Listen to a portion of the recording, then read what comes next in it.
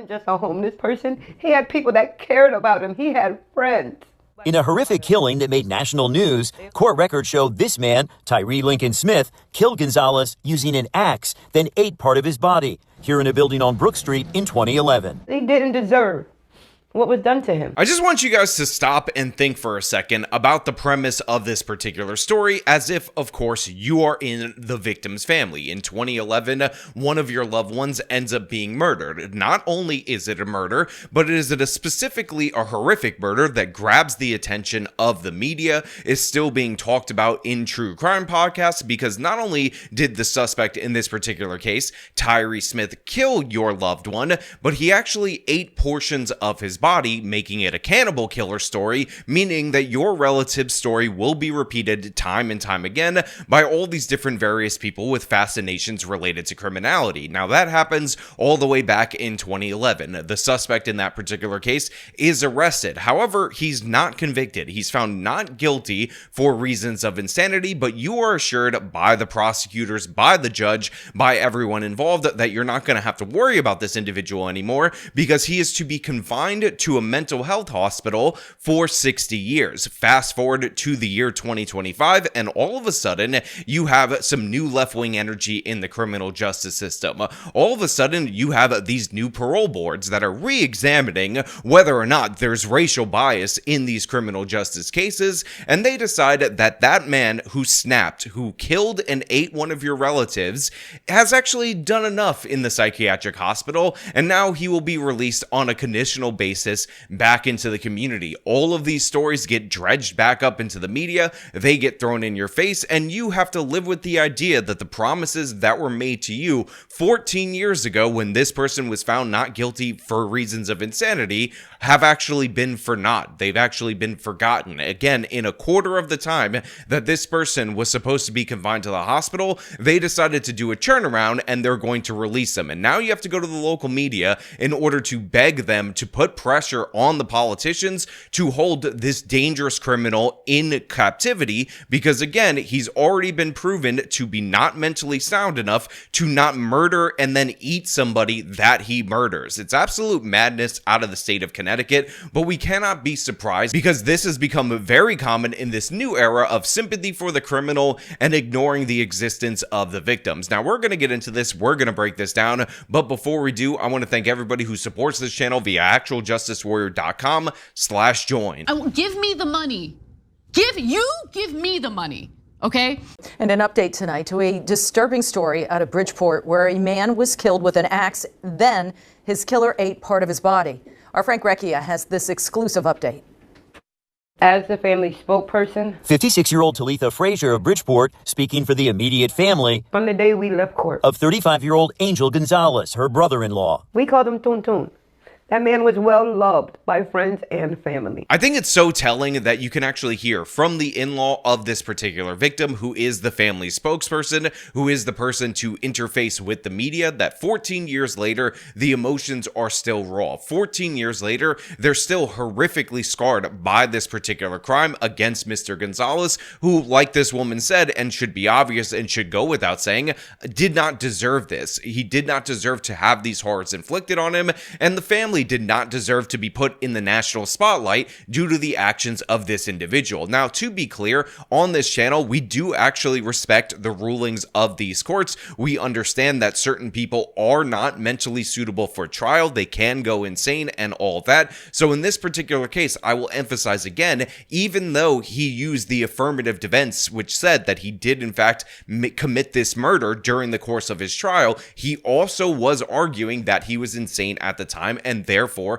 could not be held responsible. As we have talked about on this channel, maybe it's been the first time in a long time, in order to be convicted of an intent crime, you need what is called a mens rea, which is the evil intent, and actus rea. And when you are mentally insane, when you're crazy, when you're actually not able to formulate the rational basis for mens rea, all you have is actus rea, aka the evil act. And in this particular case, that's what the court found. However, they understood at the time time that this guy was a significant danger to society. That's why, as a part of him being adjudicated to be mentally ill, they said that he needed to go to a psychiatric facility for 60 years. But 4 weeks ago, we start hearing buzz in the state of Connecticut about this guy getting released, about the state saying, oh, he's all better, nothing to worry about, nothing to see here. And the family is going to get screwed over completely as this person is able to escape accountability for those actions in 2 ways. First of all, he didn't have to go to prison,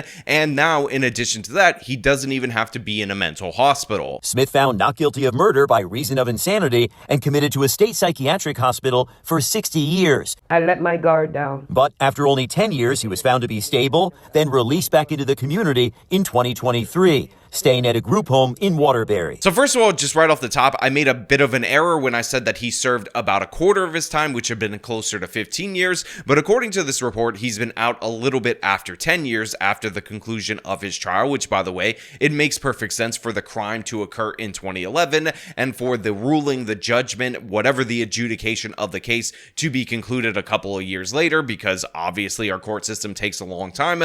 But yeah, it basically snuck up on these people. He's been out for a long time, and the family is advocating for him to stay in custody, to go back to the hospital. Living in a group home is absolutely not good enough for them, and this is completely understandable because, again, there are just less restrictions in the group home. Now, there's a number of reasons why the Connecticut Parole Board would have done this. They might have felt sympathy for the criminal. This is something that we see ideologically from the left wing time and time again. Again, all your sympathy goes to the innocent Beba Angel Cannibal Aladdin, who's just trying to feed himself when he murdered their relative and ended up eating parts of his body. But in addition to that, it can also be viewed as cheaper in order to have somebody go to a group home rather than have them in a full-fledged psychiatric hospital, which again is where he was supposed to be sent for 60 years. That was the original judgment, and they're already in violation of that judgment. Now, of course, they give this woman the opportunity to speak up at the victim impacts portion of the hearing. They didn't take in consideration how we would feel. An email obtained by News 12 Connecticut from the State Psychiatric Security Review Board sent to the victim's family shows they'll have a chance to give a victim impact statement when Smith goes before the board next month for a periodic assessment.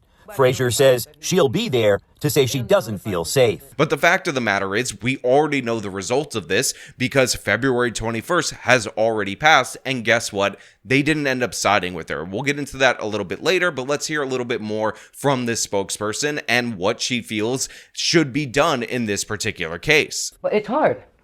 It's hard not knowing if this man's going to pop up at our door, if he's going to pop up back on Brook Street. Is he going to take the ankle monitor off? We don't know, and it's something we have to think about. More than a decade after the brutal killing of her loved one, Frazier with a message for the man who took his life. You have to go back and do your time.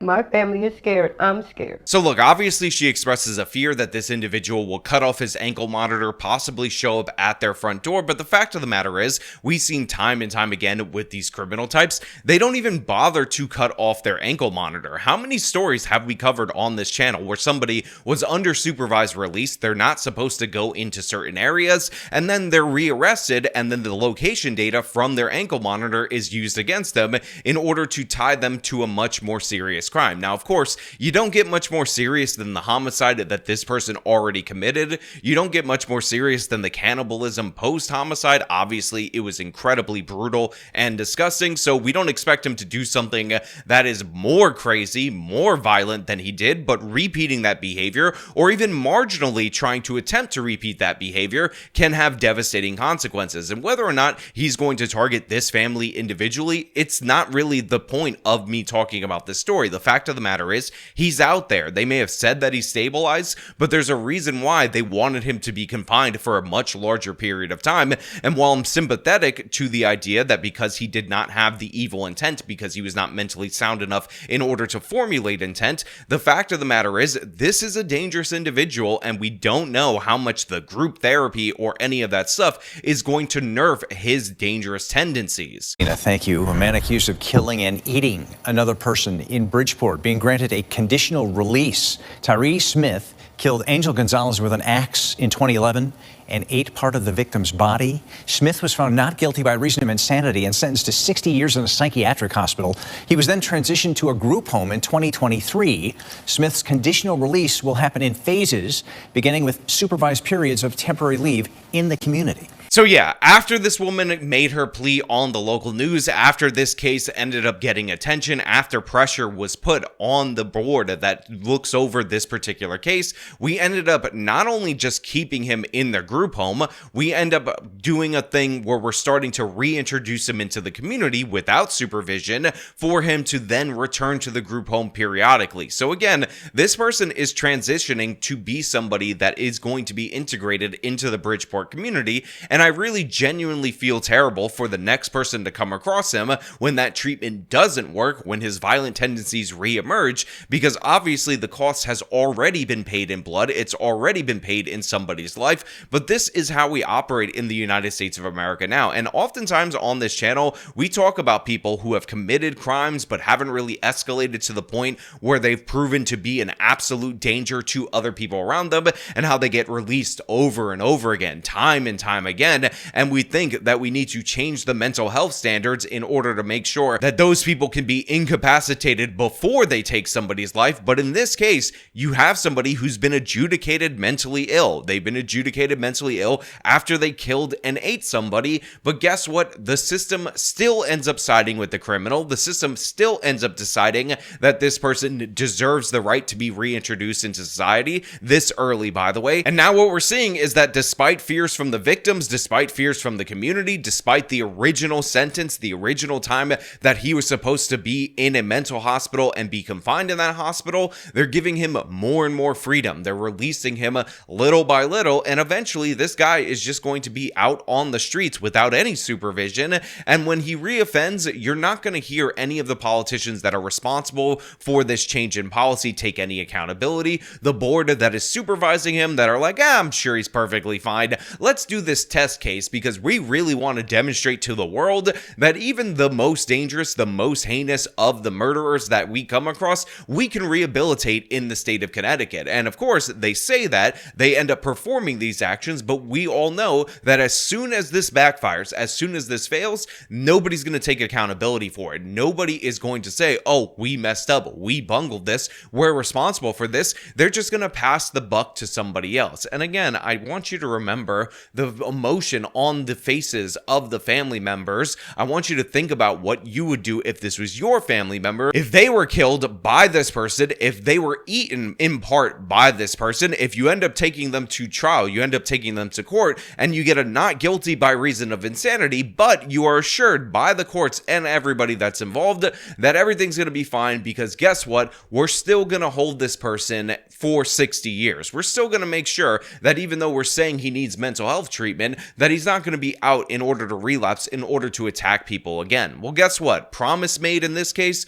promise broken. Now look, to be 100% clear, I don't want to beat up too much on Tyree Smith. He was adjudicated to be mentally ill at trial as an affirmative defense against a homicide charge, and that is incredibly difficult to pull off. But what I'm pointing out is that the system is catered to the criminals. The system is catered to the mentally ill, and there are consequences for that. The victim in this case was a vulnerable individual. He was described as being a homeless person. He may have been suffering from a drug addiction or something of the sort, and he was butchered by this person and eaten by him, and his family, his life, they're thrown asunder, even though he's clearly and obviously the victim, while Tyree Smith is just considered the person that we all need to care for, we all need to show love for, we all need to show empathy for, and I'm not here for that. Again, I know people experience mental illnesses, and I want to treat them, I want to address them, but that only goes up to the point where you present yourself as a serious danger to other people. We can't have it. We can't allow it, or at least that's my opinion. I want to know what you guys think about this, though, down in the comments below. If you like this video,